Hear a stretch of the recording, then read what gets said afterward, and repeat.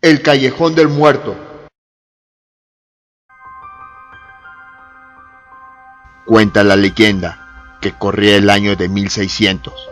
y a la capital de la Nueva España continuaban llegando mercaderes, aventureros y no muy pocos malhechores, personas corruptas que venían al Nuevo Mundo con el fin de enriquecerse como lo habían hecho los conquistadores. Uno de estos hombres que llegaban a la capital de la Nueva España con el fin de dedicarse al comercio fue don Carlos de Alvarado, que tenía un negocio de víveres en las Islas Filipinas, pero ya por falta de buen negocio o por querer abrirle buen camino en la capital de la Nueva España a su hijo del mismo nombre, arribó cierto día de aquel año a la ciudad. Después de recorrer algunos barrios de la antigua Tenochtitlán, capital de ese entonces de la Ciudad de México, don Carlos de Alvarado se fue a radicar en una casa modesta allá por el rumbo de Tlatelolco, y allí mismo instaló su tienda que atendía con la ayuda de su hijo, un recio mozo de buen talante y alegre carácter. Tenía don Carlos de Alvarado a un buen amigo y consejero, el arzobispo Fray García de Santa María Mendoza, quien solía visitarlo en su comercio para conversar de las cosas de las Filipinas y de España,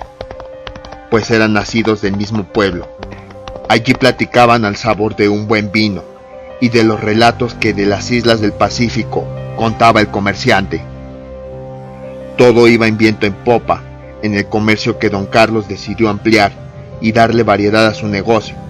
para lo cual envió a su joven hijo a la villa rica de la Veracruz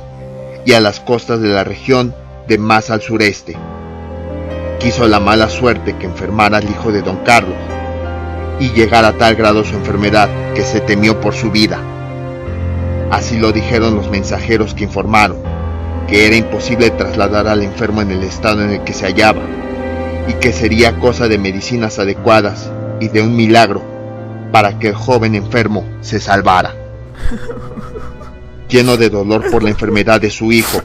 y temiendo que muriese, don Carlos de Alvarado se arrodilló ante la imagen de la Virgen de Guadalupe y prometió ir caminando hasta el santuario del Cerrito si su hijo se aliviaba y podía regresar a su lado. Semanas más tarde, el muchacho entraba a la casa de su padre, pálido, convaleciente, pero vivo, y su padre feliz lo estrechó entre sus brazos. Vinieron tiempos de bonanza, el comercio caminaba con la atención esmerada de padre e hijo, y con esto don Carlos se olvidó de su promesa, aunque de vez en cuando, sobre todo por las noches en que contaba y recontaba sus ganancias, una especie de remordimiento le invadía el alma al recordar la promesa hecha a la Virgen de Guadalupe. Al fin, un día envolvió cuidadosamente un par de botellas de buen vino y se fue a visitar a su amigo y consejero, el arzobispo Fray García de Santa María Mendoza, para hablarle de sus remordimientos, de la falta de cumplimiento a la promesa hecha a la Virgen, de lo que sería conveniente hacer, ya que de todos modos le había dado gracias a la Virgen, rezando por el alivio de su vástago. Bastará con eso. Si habéis rezado a la Virgen dándole las gracias, pienso que no hay necesidad de cumplir lo prometido, dijo el sacerdote. Don Carlos de Alvarado salió de la casa arzobispal muy complacido,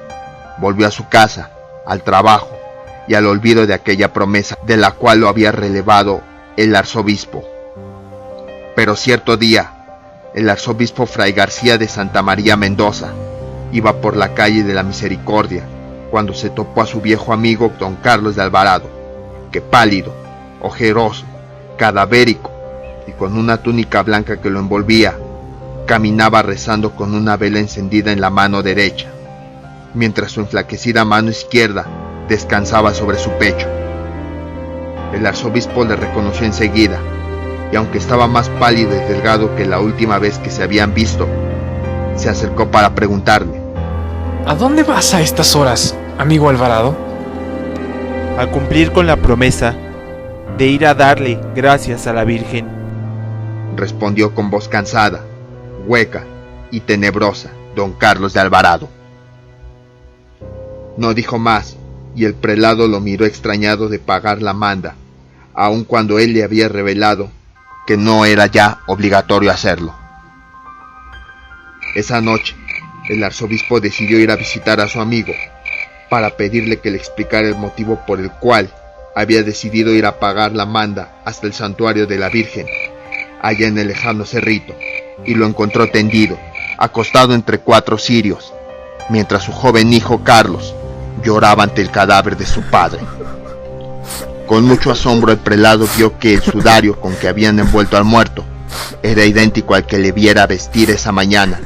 y que la vela que sostenía sus agarrotados dedos también era la misma. Mi padre murió al amanecer,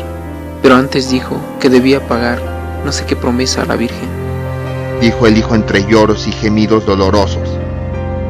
Esto acabó de comprobar al arzobispo que don Carlos de Alvarado